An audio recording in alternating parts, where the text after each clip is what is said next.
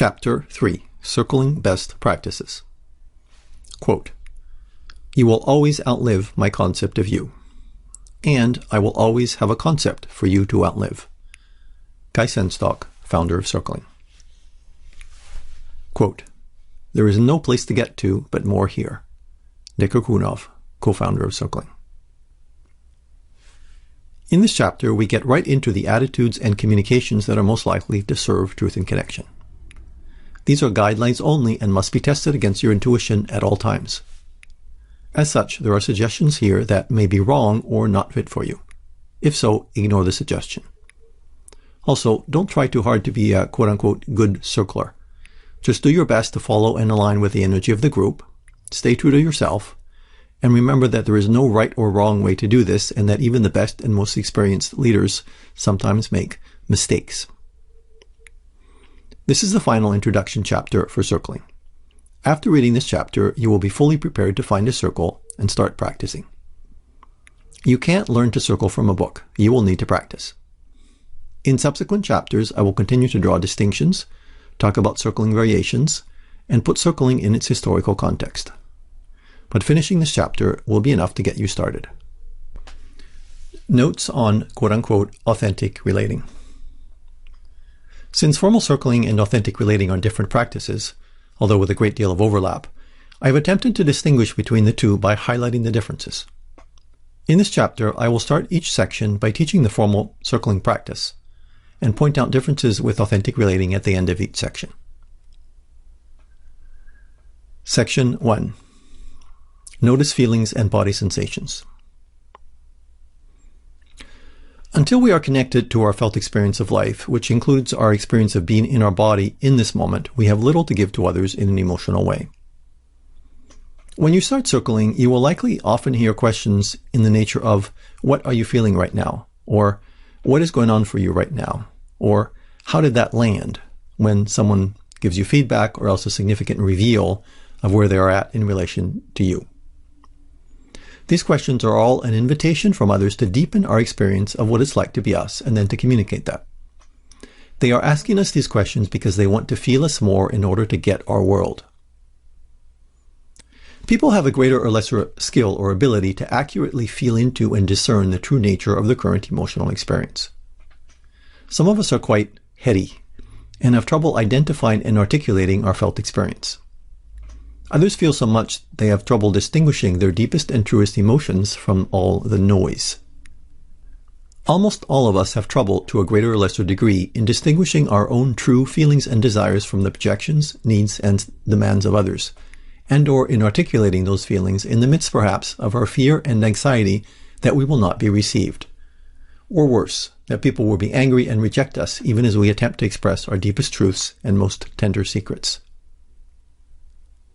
For those of us of a more intellectual orientation, myself included, a question such as, "What are you feeling in your body right now?" can occur as downright annoying, a distraction. Of course, we can choose to express that annoyance in a circle, but generally the best attitude is to assume that when someone is inquiring into our felt experience, and or giving us feedback that they are not feeling us, or else feeling us a lot, but without clarity or discernment of what's most important, that their intervention is coming from a desire to connect with us more deeply, and to appreciate them from that place, given their attempt, no matter how awkward, to get to know us. Section 2. Connect with the group up to a point, also known as following your aliveness.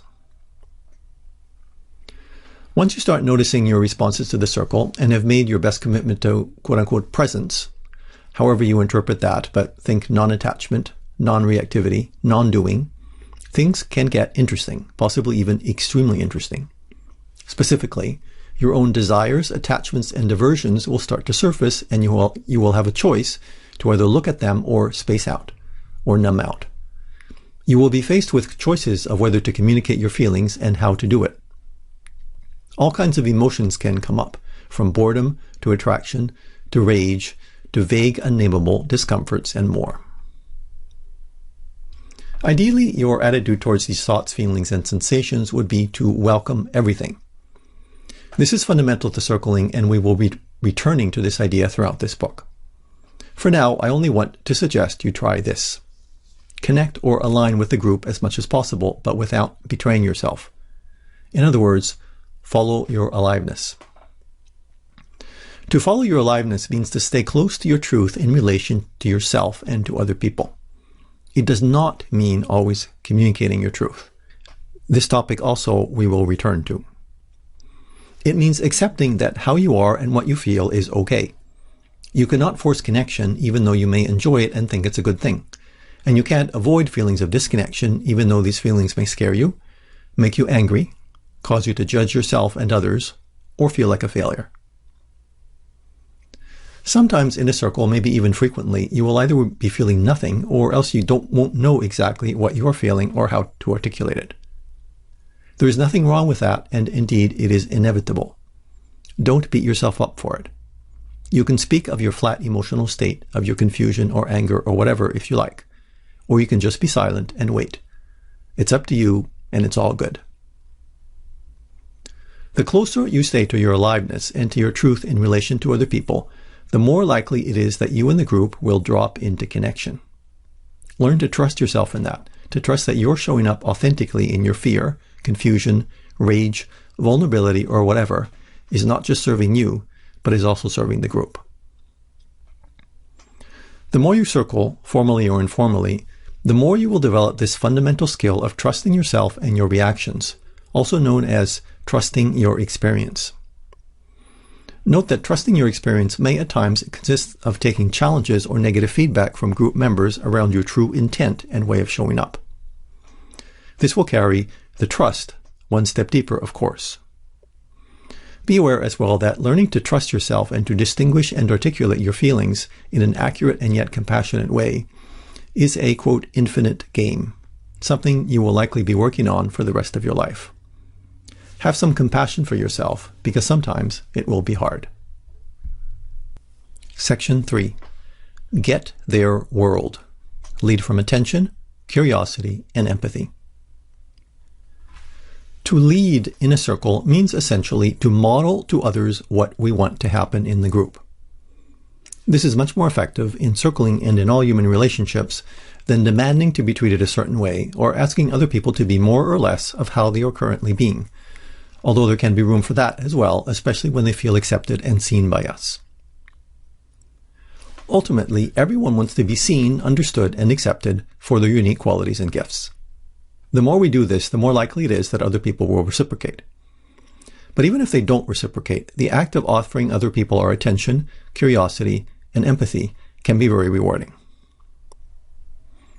Curiosity is a desire to know someone, and it is the first step of empathy, the attempt to accurately mirror back to someone their felt experience.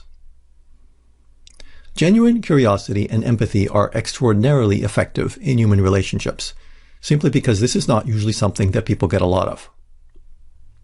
Curiosity about people and the desire to know and be known are universal human longings, and yet almost all of us are, to a greater or lesser degree, wounded or shut down in this area. Many of us are quite timid in expressing our natural human curiosity towards others, often out of social conditioning about respecting other people's privacy.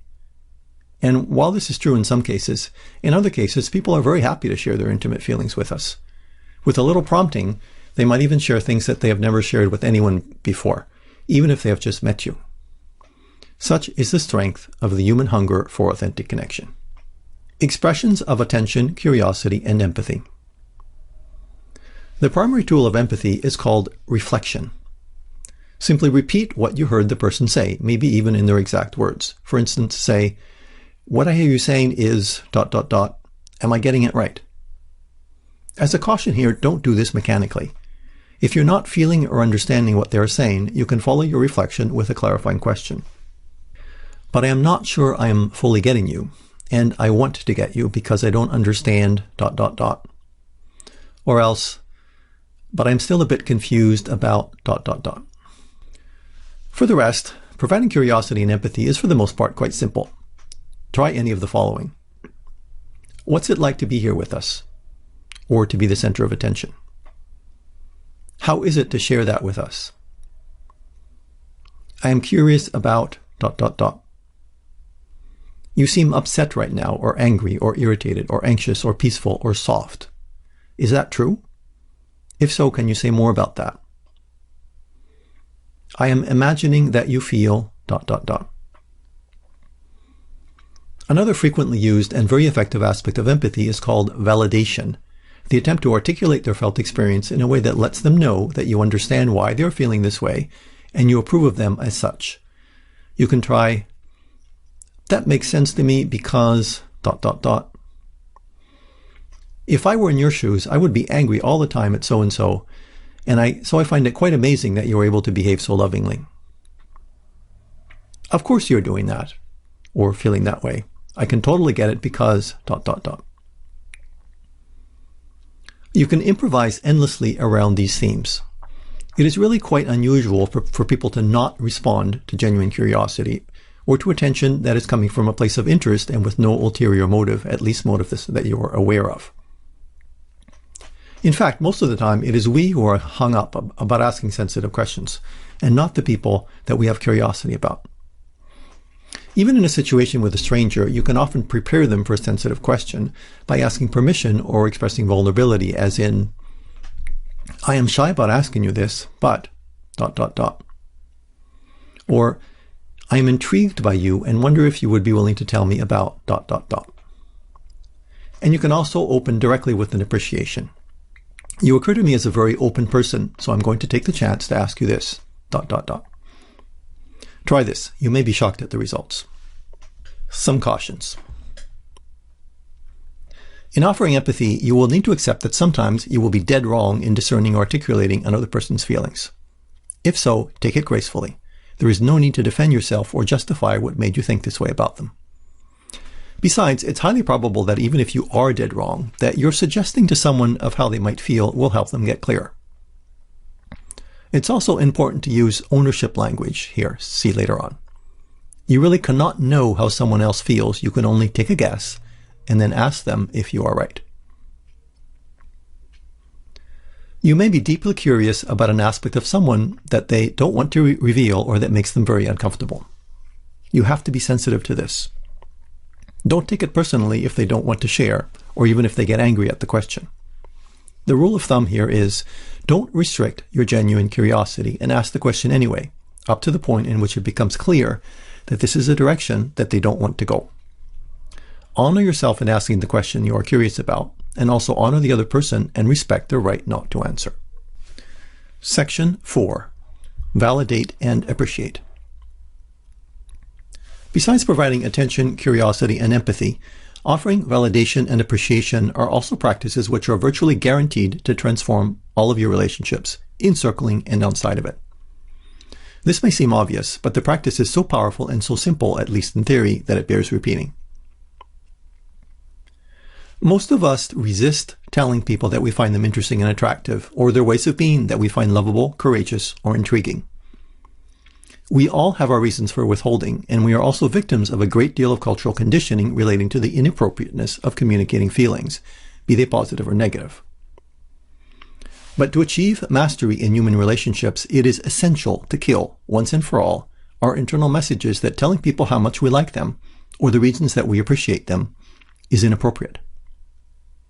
Part of the difficulty is that giving sincere appreciation is oddly scary. In addition to cultural conditioning, we may fear that telling people how much we like and admire them will be taken as a disguised attempt to get something from them, or get them to like us in return. And indeed, this may be the case. We may need to examine our motives. Furthermore, there are cases where giving positive feedback and appreciation is simply not appropriate. You will probably not want to tell your boss how sexy you find them, at least not in the staff meeting.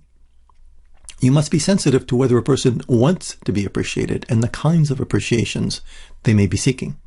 This can be tricky. Nonetheless, the simple truth is that 90% of people will respond positively to a sincere compliment, validation, or appreciation 90% of the time. And in many cases, even when they are not overly effusive or responsive to the appreciation, or dismiss it entirely, as in, you like that dress? That's just an old thing. They will secretly enjoy it and feel closer to you. So do not be overly timid. Guidelines and cautions. Appreciation and validation have some dangers which relate mostly to other people's perception of your sincerity and the quality of your own vulnerability, i.e., it's not a one-way street. Here are some guidelines. It is very important to make an effort to appreciate someone for their impact on you rather than your assessment or judgment about them, no matter how positive. Praise, which is sharing your positive judgment of someone, can be seen as the flip side of blame and may be manipulative. For instance, it is better to say, "You seem so courageous to me and I am so inspired by that," than "You are so courageous." It is possible that a person might not see themselves as courageous, and if that is true, they will likely be more receptive to your communicating the impact they are having on you, which is inarguable for them, than in accepting that they are indeed courageous. Your statement will be more believable and more powerful. Note, this is another instance of the benefit of trying to make an unarguable statement, as discussed below. By the same token, it is best to appreciate something specific about them rather than to make a general statement about them. For instance, "I love you so much" is not a bad thing to say, but it might be more effective to say, "I love how clear you are in articulating what is important to you and in asserting your boundaries." The latter statement gives more information.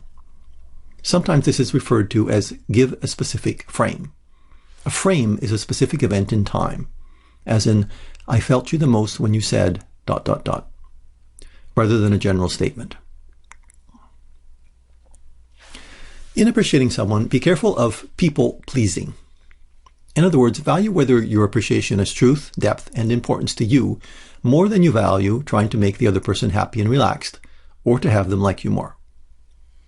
Of course, your desire to please can be present. That is fine, but you may want to own it.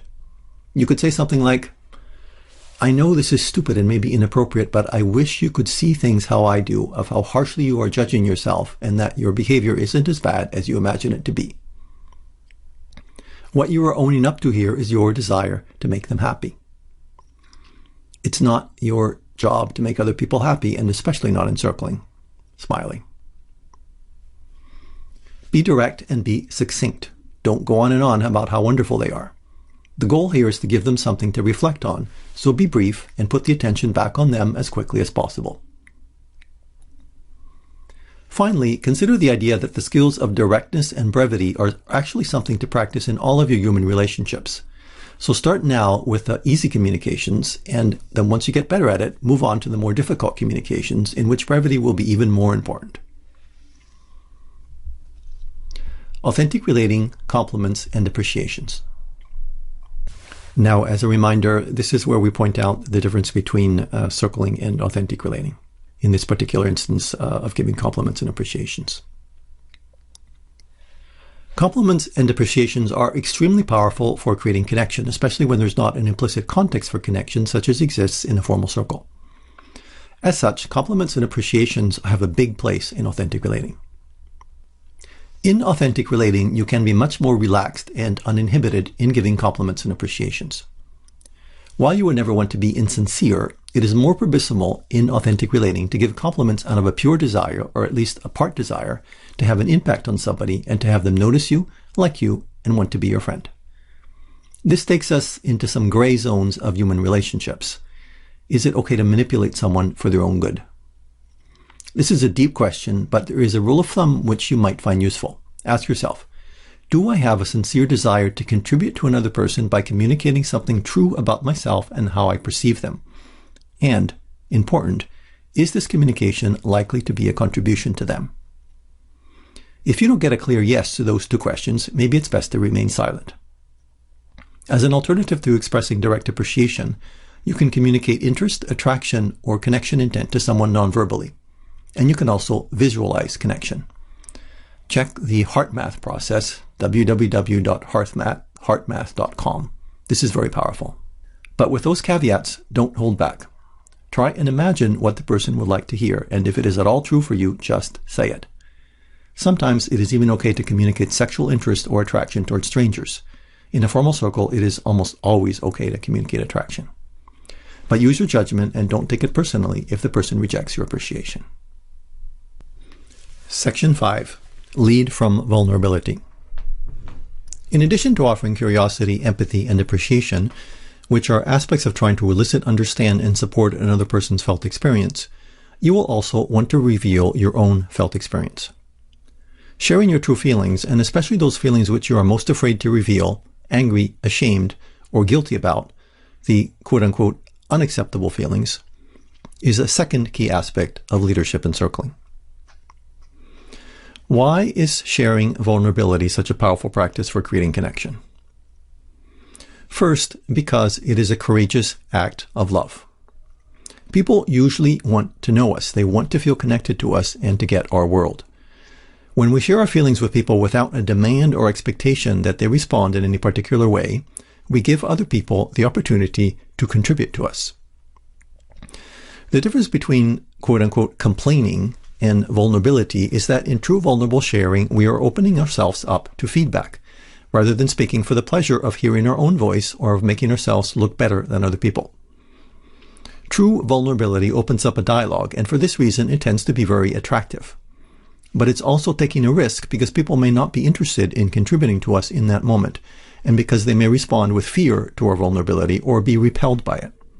Vulnerability can be scary on both the sending and the receiving end of it, and this is perhaps what makes it so interesting and exciting. Nonetheless, in many cases, people will thank us afterwards for telling them how we really feel, for opening up a conversation that has the potential for being transformational for everyone. And the second reason why sharing vulnerability creates connection is that often people see it as permission to share more of themselves as well. Typically, as we share more, so do they, which then gives us permission to say even more and get more real still. Ideally, this keeps on amplifying so long as we are with the person or with the group. And the next time we come back together, we continue where we laid off and maybe go deeper still. You may find this experience quite addictive. You may find that you can't get enough of it. Some people, including myself, believe that humans are meant to relate like this all the time. But we tend to forget about the power and importance of curiosity, empathy, and vulnerability. We tend to forget the extraordinary impact that these simple practices can have on our others and ourselves. Most of us have a great deal of attention on ourselves, on our own thoughts, problems, and needs. Learning to enlarge that circle of attention is the essence of becoming more fully human. We do this by paying attention to others, deep attention, and then reflecting back to them what we see or imagine of their internal state. Almost everyone will brighten visibly when you do this with them.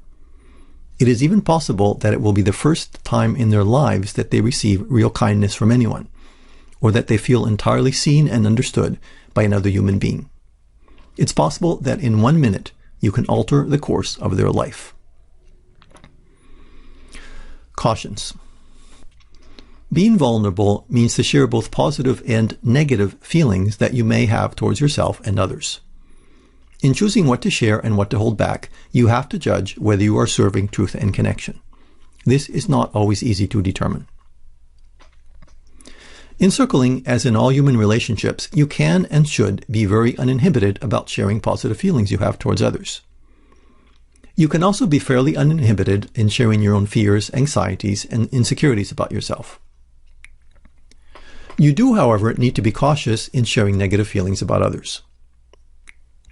When you do feel a need to share a negative feeling, it really ought to come from a place of commitment to connection, of wanting to enter a space of truth with someone with the goal of achieving deeper understanding of them and of yourself, but without a demand for agreement or closure or even listening. It's also very important to use ownership language, which we'll talk about later. Thus, it is quite important to examine your own motives prior to sharing negative feelings with another person. To the extent there is any sense of quote-unquote make wrong towards the other person, and that you are speaking to them out of a demand that they change their behavior in order to please you or ease your own suffering, or out of a desire to teach them something such as the correct way to behave, you need to go back to the drawing board and find a different attitude or style of expression. This is especially true when you feel a sense of rightness, or even righteous indignation about their behavior. If you don't do this, the other person might hear you say, and this may in fact be true, that their way of being is distressing to you, that you judge them for it, and you need them to immediately stop. As opposed to your communicating your judgments of them or anger or upset, out of a sincere desire to understand why they are being this way, so that you can, hopefully, make peace with it and return to a space of mutual caring and understanding. In addition to the above, the fact of your having a strong reaction to someone in the nature of righteous indignation, along with a reduced sense of empathy towards them, points directly and irrefutably to something powerful that has been triggered in you and which you are trying to fix in them. This could be a good time to share and reflect on what's going on for you rather than attempting to fix them or change their behavior. In a formal circling context with a skilled facilitator, if you're not sure whether you're triggered or not, or what your motive is for sharing a negative feeling, my advice would be try sharing it anyway and trust in the ability of the group to help you figure out what is happening.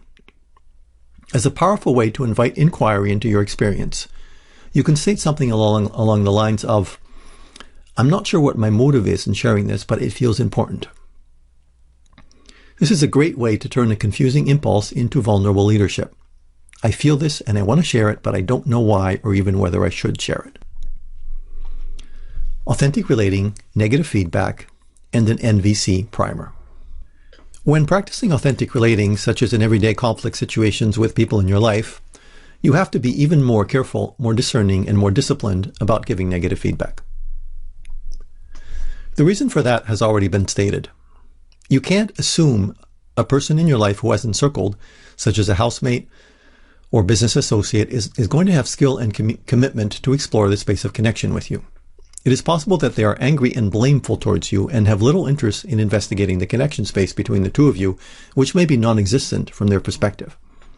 It's possible that they just want you to change or adapt to them in order to ease their own suffering, and they may not be very receptive to your telling them that their suffering is not your problem, and that they need to take greater ownership of their feelings and communicate more responsibly if they want to be heard by you, even though all this may be quote-unquote true.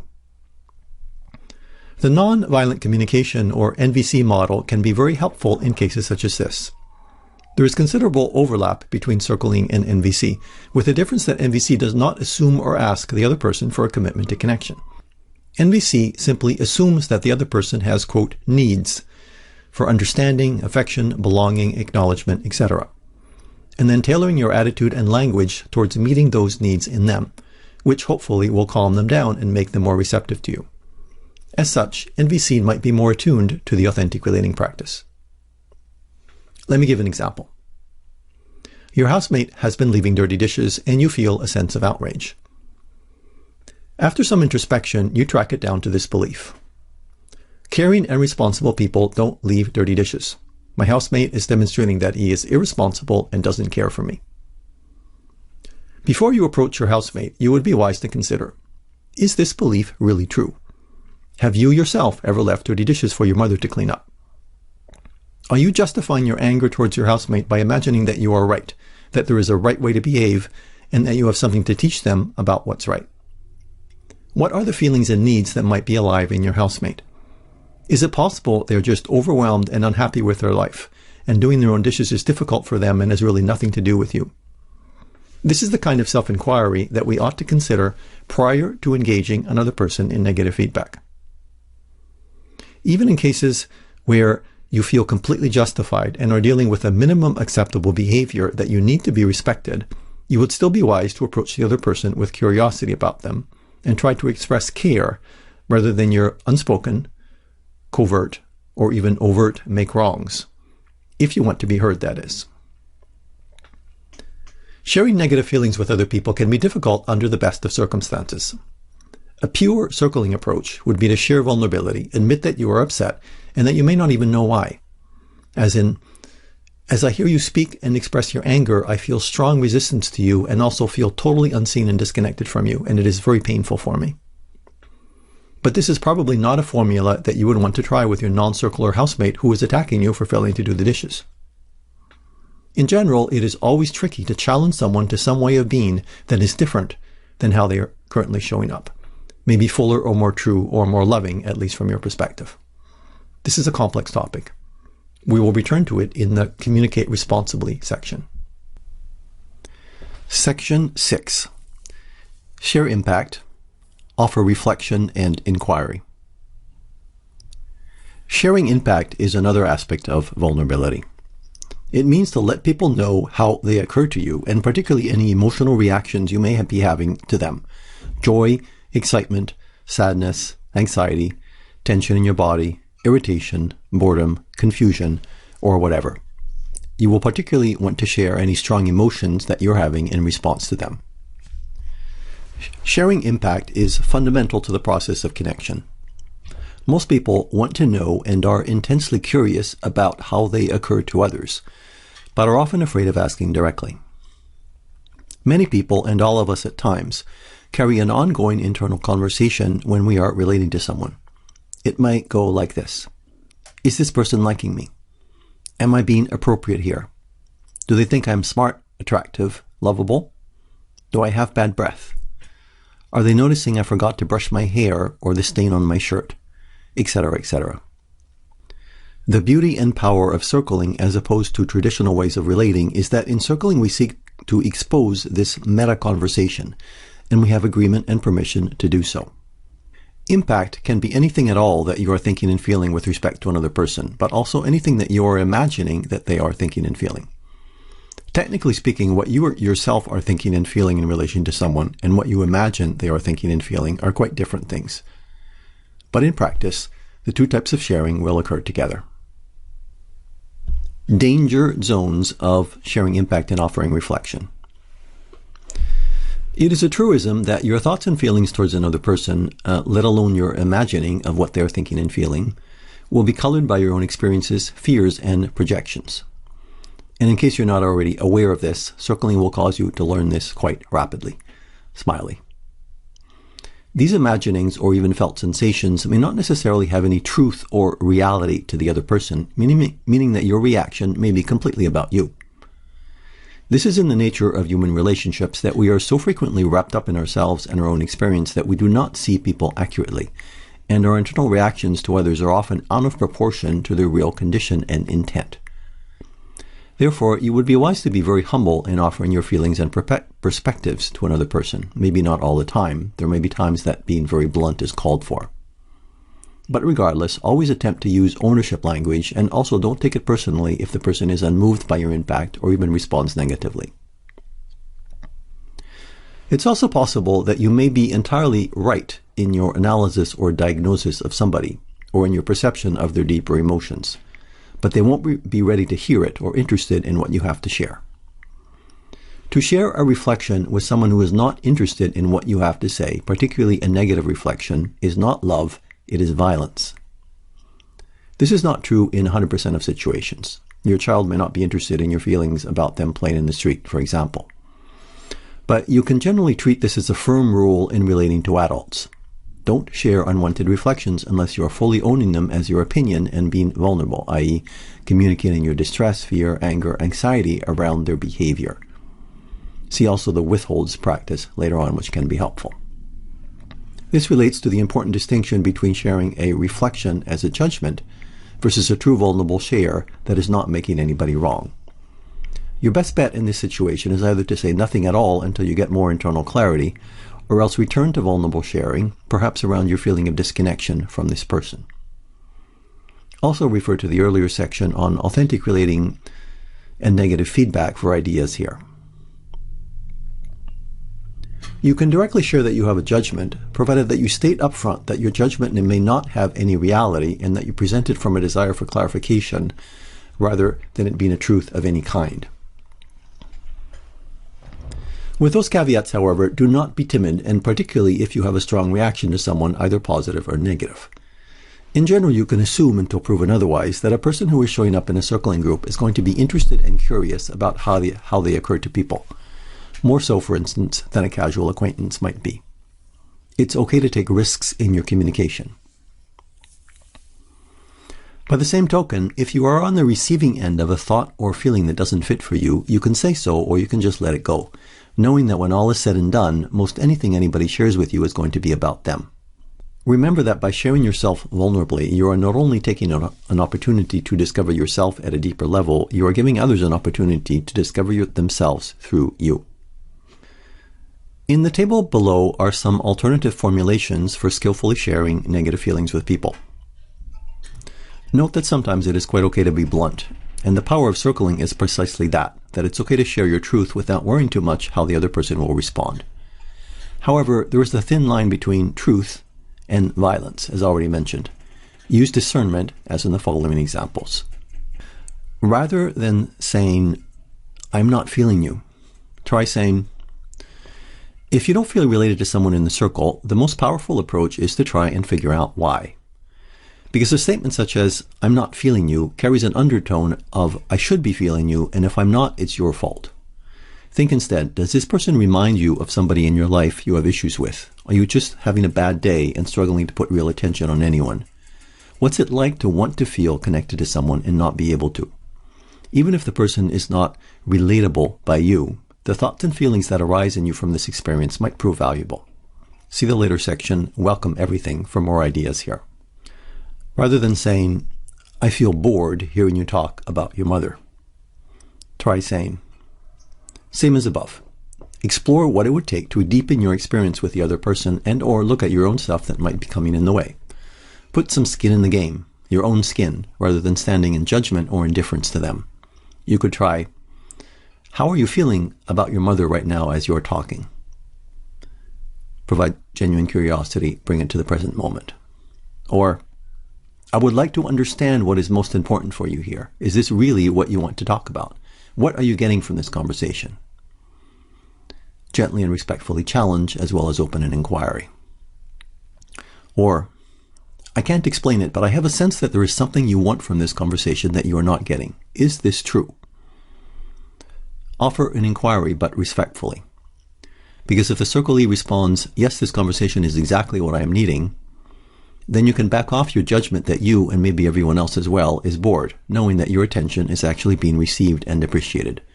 You might then become more engaged.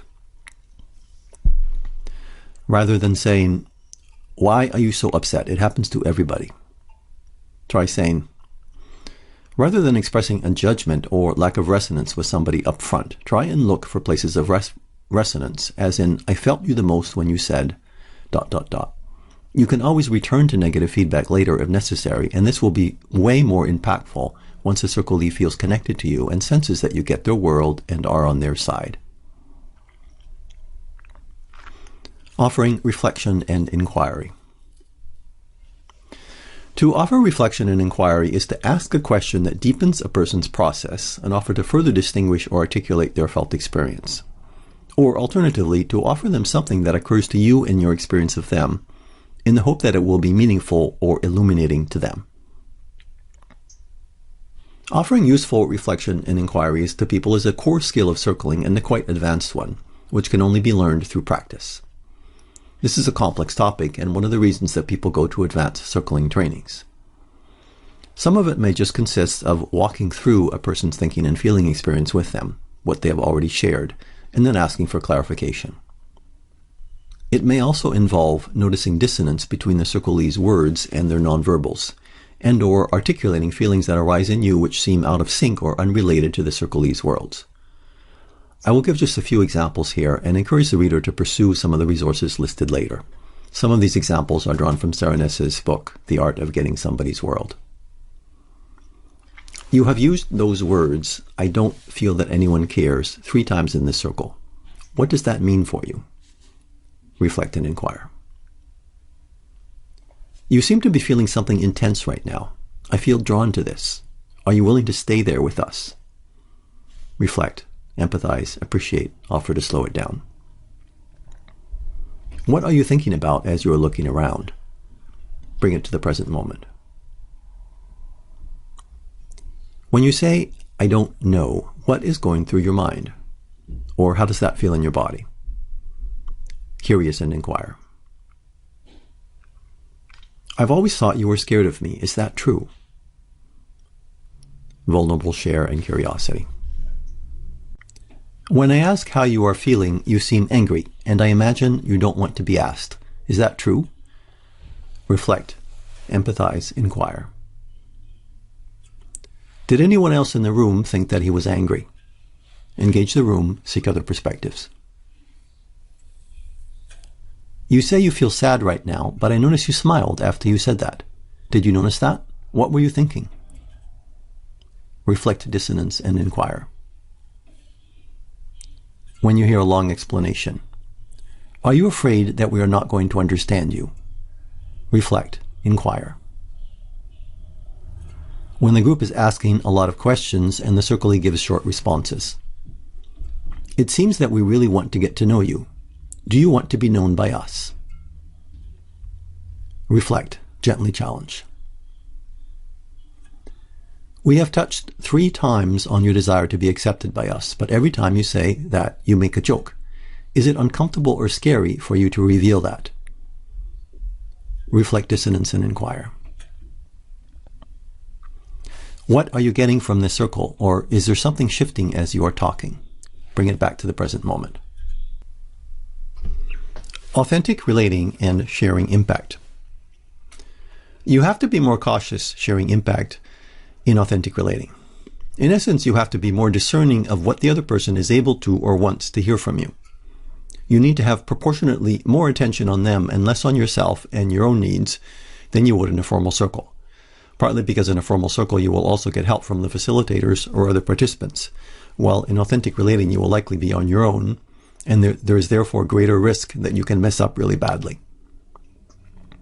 In authentic relating, the connection intent, or listening, may not be so strong. So you want to do your best to make sure that you are really serving truth and connection in the interaction, rather than talking above them or asking them to share a context which they may not have a clue about, and which they might think is ridiculous even if you tried to explain it to them. Reverting back to straight up NVC, as already described, can be quite helpful here. Section 7. Own your experience. Communicate responsibly. Owning your experience means to frame your communications more in terms of your feelings, needs, and desires in relationship to another person, and less in terms of your beliefs or judgments about the person, the reasons that you think this person is the way they are, or the things they are saying which you think are wrong. This is once again a very complex topic which we can only brush on here. You may want to check resources in nonviolent communication for ideas. Google Eric Erhardt's paper, Can We Talk? That's E-R-I-K, Eric Erhardt, E-R-H-A-R-D-T. And also explore a modality called Clean Talk, which is even more rigorous than NVC. Much of these practices involve getting internal clarity about the judgments and beliefs that underlie many of our communications, and then restating them from a perspective of our feelings and needs rather than the unowned or unexpressed judgment. Returning to the previous example, the judgment, responsible people do their own dishes, or maybe kind people do not talk like this. Even if these judgments are true, this won't help you change the other person's behavior one iota if they disagree with you or if they feel attacked by you, which is probable after hearing something like this. So rather than coming at the person from this belief that is about you're making them wrong for their behavior, you might open with a feeling statement or even a vulnerable share such as, I get really irritated with you when you leave dirty dishes, and then I feel disconnected from you. And then prepare to give empathy, at least to the extent that you're capable of it in the moment. Some people call this responsible communication, and it is, unfortunately, quite rare. The normal or default way that people communicate negative feelings is virtually guaranteed to increase reactivity on both sides and create distance. This style of communication is unlikely to further your goal, whether it be to get closer to another person or else to get them to do something that you want, such as listen to you. You may feel momentarily better about giving them a piece of your mind, but in the end, you will both likely be unhappy and unfulfilled. You may even get into a cycle of reactivity with someone, of demands and counter-demands, threats and accusations, which can go on for years, when perhaps a direct statement of your need and simple acknowledgement of them and their need would immediately solve the problem. This is the reason we call this type of communication irresponsible, but it would be just as accurate to call it stupid communication. Nobody's being served by it. At best, you are wasting everybody's time and energy, including your own. Responsible communication is a tough skill to practice when we are angry and upset with someone or judging them to be bad and wrong. We all struggle with it. Using ownership language well is an art form. However, there is a rule of thumb which you might want to attempt. Try and make an unarguable statement. a statement that nobody can disagree with because it references your own feelings for which you are the undisputed authority. This will not stop people from challenging you or wanting to argue with you, but it will probably decrease their reactivity and make them more receptive to you. As already noted, owning your experience is especially important when giving someone negative feedback or sharing about something that they are doing that is distressing to you or that makes you feel more distant from them. Authentic relating and ownership language. In your everyday life, just as in circling, you will find quote-unquote difficult people who challenge you in some way or upset you in their way of being. In communicating your anger or distress with them, you will have to be careful not to lose them completely, to the point they won't want anything to do with you. Unless that is also your intention, that you don't want anything to do with them, but in that case, why talk to them at all? In authentic relating with such people, it will sometimes be necessary to soften your impact, especially if they are also angry or upset, and or return to empathy until they calm down sufficiently to be able to listen to you. Sometimes you will need to give up telling them everything, all the things they do which are offensive to you, in one sitting. Nonetheless, consider this idea, that it may be better to say something to them rather than to say nothing at all, even if that something is quite gentle, a tiny fraction of your true feelings towards them. If you don't say anything at all, you may well suffer for it afterwards, and therefore to be silent is being unkind towards yourself and unkind towards them, because you will continue to be upset with them, which they probably do not want, regardless of the terrible things they may be saying to you. They may really welcome an opportunity to clear the air with you, or they may be totally unaware of the negative impact they are having on you and be grateful to you for letting them know. It is very important, however, in such a case, to use as full ownership language as you possibly can. I return to this topic in the 2 sections below: Make Right Not Wrong and Honor Yourself. Section 8. Make right, not wrong. Find people right, approve of them. When you are reacting to someone in a negative way and judging them wrong for how they are being, it can be helpful to take on the following perspective. People are the way they are for a reason. They are the product of their genes and of the environment that nurtured them or not. And consequently, it is certain that if you were born into their body and had the experiences they had, you would behave exactly the same. This is sometimes referred to as finding people right, and is one of the most important skills that you could ever master if you hope to be effective as a human change agent. It is actually one of the great paradoxes of human relationships, that people change a lot faster in the direction that you want, or that they want for themselves, when they are first accepted as they are. Approving of other people does not mean that you will always agree with them or feel their behavior is justified. It means that you will attempt to find something to agree with, emphasize, or appreciate about them. This is not always easy, and in some cases you may find it impossible. But usually you will find that even a small effort in that direction will give huge dividends in dealing effectively with difficult people and interactions. At minimum, it should give you more peace of mind with regards to the situation, which holds the potential for increasing your mental clarity and designing an effective intervention, should one be necessary. The reason that finding people right is so effective is that it reflects a fundamental reality of the human condition, that none of us owns the truth, or the whole truth, of what is best for the world, for other people, or even for ourselves. Truth in human relationships can only be found by agreement. Another way to say this is that in relationship, everyone is right. Taking that perspective will, in most cases, be a win for everyone, providing a fertile ground from which a positive conversation might emerge. Indeed, one of the reasons that Gandhi, Martin Luther King, and other powerful world peace leaders were so effective is that they recognized the humanity of their opponents, even as they actively worked to unseat them and their ideas. That which we resist persists, said Werner Erhard. Resist not evil, said Jesus. Jesus offered that perspective even in matters where we might be certain that evil is present. Imagine how much more true that perspective will be in the vast majority of cases in which we really cannot be certain of what is right and wrong. Section 9. Be Impactable. Being impactable is an advanced form of empathy and is the essence of what transformative relationship is all about. The idea there is that when people share something sensitive about themselves, they are usually not interested so much in your thoughts or judgments about their experience, whether you think they are right or wrong to be feeling and thinking as they are.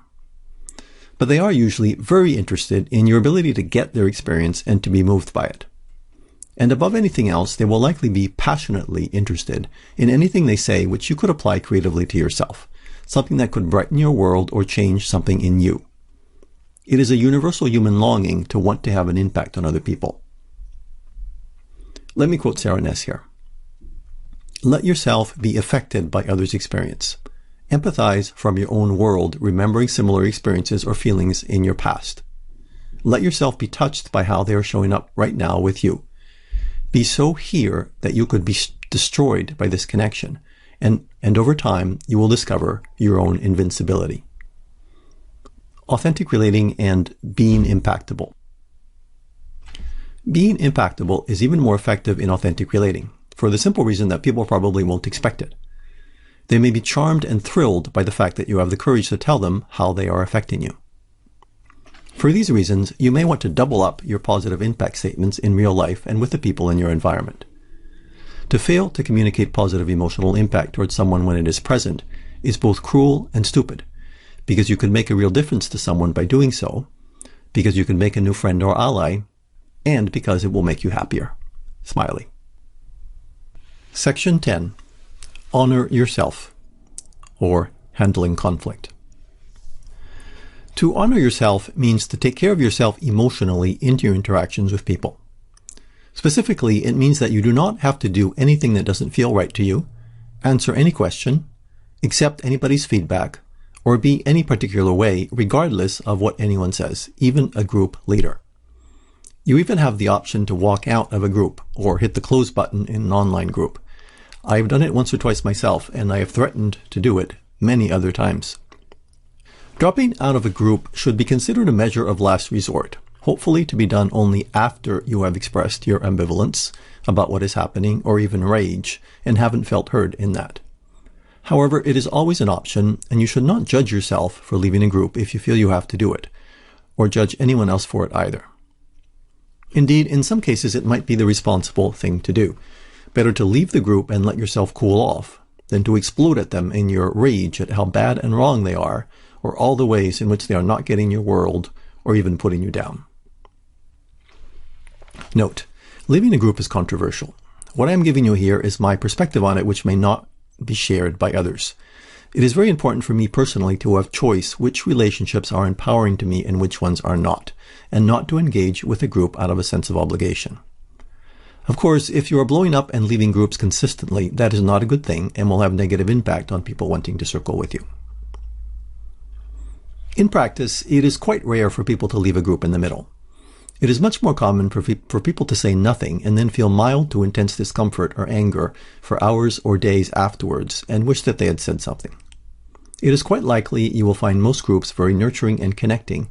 This is the nature of the practice and the power of coming together with connection intent. Nonetheless, conflicts will arise and they can be very valuable to everyone. In many cases, a major conflict in a person's life or in a group can be the cause of a deep shift and growth. As such, you would be wise to value all conflict that comes up in a group, to practice empathy and all the attitudes and skills already covered. It is likely that you will find these attitudes and skills very valuable in other aspects of your life outside of circling. And so, what better opportunity than to practice now in circling when you can probably count on at least a few people in the group to have your back and be making an effort to understand your experience and empathize with you. Authentic relating and honor yourself. In authentic relating, someone who is attacking you and seemingly holding no value to commitment to connection, it can be very powerful for you to stay in connection with them unilaterally. It can help them be seen in a way that they perhaps thought impossible, hence why they wanted to break the connection. You can do this either in formal circles or else with strangers. Let me give an anecdote on the latter from the blog of my friend Lisa Campion. This is black belt level AR, and you may not be up for it. There is nothing wrong with walking away either, maybe with a negative impact statement, as in, I don't like how you're talking to me and I won't participate in this, or just, I'm sorry, I can't listen to this, I need to walk away. You should not push yourself beyond what you have to give. But here is Lisa's story. The other day, I was in what could have been a parking lot rage incident. I was in the Target parking lot and left my empty shopping cart near my car rather than take it back to the little corral. Mostly because I broke my foot, and it's a walking cast, and my foot was aching already. The cart corral suddenly looked like it was a long way away. Then a gust of wind came along and blew the cart into a man's very nice car. I watched it go, feeling like, uh-oh, and ding. Instantly, he became a very angry dude. He ran over to me and was really yelling, how rude, what the hell was my problem? He was on a roll, all purple in the face. He stopped when he saw my foot in the air cast. I apologized, but he kept right on going. I could feel that his anger was about something else, and I was just the trigger. It was so obvious. The ding had opened up his anger closet, which was full, and it all overflowed. He was projecting this all over me. Of course it is annoying to have your car dinged by a shopping cart. It didn't even leave a mark, truthfully. But his reaction was epic. It was like an 8 out of 10 when maybe the ding was worthy of a 2.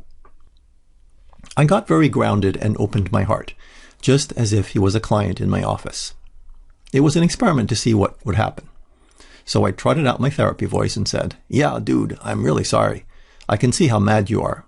Anyone would be angry. I totally get it. My cart totally dinged your beautiful car." Angry dude. "Yeah, well, you should be more responsible and less of a selfish jerk. Blah, blah." He was off and running again. Me. "Yes, you are right. I should have put that back where it was supposed to go. I hate it when people are selfish jerks. That sucks." Angry dude looked less angry. He blinked a few times. "Yeah, well, next time you should. But maybe you didn't because your foot is broken. I can see how maybe you didn't want to walk all the way over there. I had a really tough day at work. My boss is a selfish jerk." Me. "Dude, that's rough. I work for myself, and sometimes I can be a jerk to myself, so I know what it's like having a jerky boss." Angry dude was no longer angry. It did take him a second to figure that one out, but he sat down on the edge of my bumper and unloaded the trials and tribulations of his life. He was going through a divorce and missed his kids. His life was in a crappy, terrible place, and he was feeling lost. I love these moments when I get a chance to do some parking lot therapy, so I just listened. This does happen to me on a pretty regular basis, and I actually enjoy connecting and listening to people. After a while, I said to him that maybe it was a chance to reconstruct his life, and what did he think he needed to do to reconnect with his kids and get support for himself. But mostly I just listened. Eventually, he stood up and said he was glad I bumped into him. He had a sense of humor under all that rage. We shared a handshake and then even a quick hug. Thank you, Lisa. That's a very beautiful story. Section 11. Welcome everything. The previous section, Honor Yourself, describes the more extreme case of welcome everything, which is accepting that conflict will occasionally arise in a group, and as such, it is better to welcome what is already present than to resist it. A strategy which is valuable in all human relationships, incidentally. In most cases, however, your reactions and feelings will be less dramatic than presented earlier. Boredom, tensions in your body, mild irritation, slight confusion, or distracting thoughts such as, "What am I doing here?"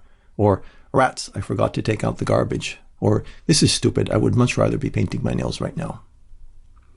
To welcome everything means to accept whatever thoughts and feelings are arising in the moment as perhaps something valuable, something which carries the potential for insight or an interesting and transformative conversation.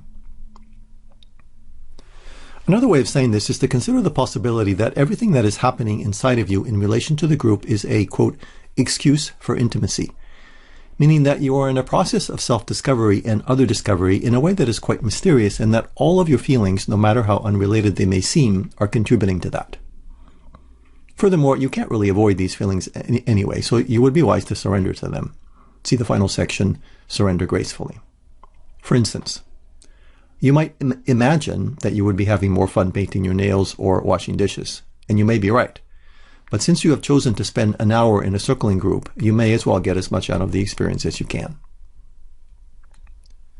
This is the aspect of circling that has been spoken of as intersubjective meditation, or relational meditation. In classical meditation, you are noticing thoughts and sensations and your internal reactions of attraction and aversion to these sensations, while attempting to not get over-attached or over-invested one way or the other. Ideally, in classical meditation, you are taking the perspective that these thoughts and feelings are merely interesting, rather than good, bad, completely stupid, or life-changing insights. In other words, you are taking it all lightly. In circling, the invitation is to do the same. Take it all lightly. Trust that whatever truth or falseness, enlightenment or stupidity, will be revealed to you at the right time. In the meantime, your job is merely to pay attention. It can be frustrating to have to wait for clarity when things don't make sense right away. But experience shows that events that didn't connect up neatly while you were circling still seem to have a capacity to teach you the lessons they contained, even days or weeks or months later. All you need to do in the moment is to trust in yourself's ability to record and process things in its own time and pace. It is particularly important to understand and accept that when you are having a strong reaction to someone, either positive or negative, that ultimately it's all about you. Thus, while you might think that you are reacting to someone because of how they are being, and this may be true from an ordinary perspective, it would be equally true to say that you are reacting to someone because of something in you that is resonating with them, either positively or negatively. Taking that perspective will help you see all the people in your life as a gift, since they are helping you gain self-awareness and discrimination, no matter how stupid and irritating they may seem at times. Section 12. Slow down. We live in a culture which generally values performance and achievement more than it values being, relatedness, or genuine aliveness and emotional connection. Many of us, including myself, carry this valuing of speed over connection into our circling groups. We talk fast, process things fast, are driven to make our point, fill the space, communicate our deepest truth, and get it all done as quickly as possible. Even when, ironically, what is trying to get done here is connection and transformation, things which don't respond well to time pressure. We may fear that if we miss the opportunity to self-express right now, those few precious minutes of attention and airtime that we are offered will be wasted. This fear of slowing down is actually not a rational fear when our intention is connection and depth. Indeed, often the first thing that needs to happen to deepen a group conversation is simply to start taking our time. We can choose to appreciate the unfolding mystery of connection as it's happening more than our desire to fulfill our communication and transformation agenda, no matter how urgent or compelling it might seem to us. So what does slowing down look like? It is generally very simple, such as talking more slowly or not at all, while noticing body sensations or the quality of our connection to others. We slow down essentially in order to feel more. A lot of people have trouble feeling and talking at the same time. The solution in such cases is often to talk less, while still holding attention on the person who is being circled. Silence is not a bad thing. In a group with a skilled facilitator, you will probably at some point hear some direction such as, "Pause there for a moment, I want to feel into this," or "Pause there, I don't want to miss this moment." This can be considered a gift. People are giving us feedback about a moment of truth or authentic connection which we would entirely miss if we were to continue in the bulldozer action and relentless flow of our thoughts, the ceaseless internal processing that may dominate our life outside of circling and perhaps life in the 21st century in general. To note, however, that having a communication or transformation agenda is not in itself a bad thing. Most of us do have some kind of agenda, a need of some kind, no matter how much we are or pretend to be all-accepting and open to everything and, quote, spiritual. There is actually a kind of unavoidable tension in circling and maybe in all human relationships between, on the one hand, fulfilling our personal agendas, and on the other hand, being in the moment, in service to others, and surrendering to what is. See the later section, The Yin and the Yang of Circling, Connection Intent versus Developmental Intent, for more about this. Section 13. Surrender gracefully. I conclude this section of best practices with perhaps the greatest and hardest skill of all, the art of graceful surrender. To surrender means, in its best form, one of two things. The personal meaning of surrender is to accept the fact that we are a certain way and feel certain things, and to stop fighting with ourselves about that, to stop what I call the war of subpersonalities. This could also be called surrendering to the inevitable, in that most of us have little or no control over our feelings. Although, paradoxically, in the act of acceptance of all our feelings, no matter how crazy or dysfunctional we imagine them to be, they often transform into something else or recede into the background. The second aspect of surrender is in relation to other people, and it simply means stop trying to change people or argue with them, and accept them as they are. You may even simply decide to do what they want you to do for their own sake, even though it may not be something you need or want for yourself. Why would you do this? Because, as the saying goes, you may decide that it's more important for you to be happy than to be right. You may make a choice for the higher good. Graceful or true surrender is distinct from submission or appeasement or even sacrifice. You are not giving in to demands which you may perceive as selfish and stupid simply because other people have power over you or because you want them to shut up and leave you alone. True surrender is voluntary. You are offering yourself in service. Graceful surrender is an act of love. In practice, the difference between graceful surrender and appeasement will take some discernment. You may still be feeling reactive or upset towards the other person, but ideally your surrender should give you some inner peace and serenity. You will feel a sense of power and self-nurturing in the choice to surrender. One of the most important acts of surrender that you can do has already been described. It is finding people right. It is quite ironic that finding people right is actually one of the toughest forms of surrender. Ironic because it costs us nothing but our pride, the recognition that other people's truth is just as valid to them as our truth is to us, and hence our judgment of them as wrong has no reality to it. Often we are more attached to being right than we are attached to our money, our health, or even our life. Conclusion of Chapter 3. Practicing these principles will give you a leg up in all of your human relationships and also make you a happier person. Formal circling groups are a relatively safe space in which to practice the skills of connection. And this is why I'm so excited to share this with you all. I have found few places outside of circling where I can meet, to such a degree, the range and depth of those brilliant, lovable, extraordinary, sometimes infuriating, but ultimately constantly entertaining creatures, my fellow human beings. It is true, we do discover ourselves through the eyes of others.